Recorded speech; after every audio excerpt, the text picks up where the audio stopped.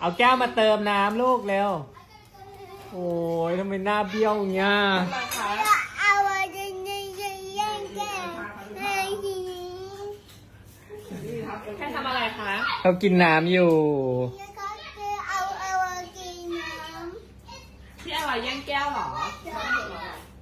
กินน้ำเปล่าต้องแก้วนี้ได้ไหมคะ ได้ค่ะ ระวังมือระวังมือระวังมือโอเค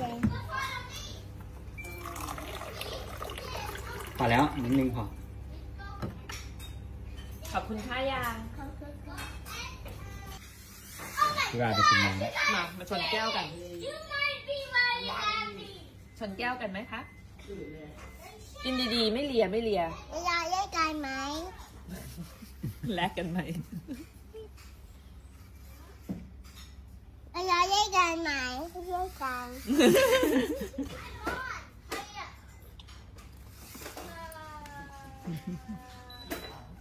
จุด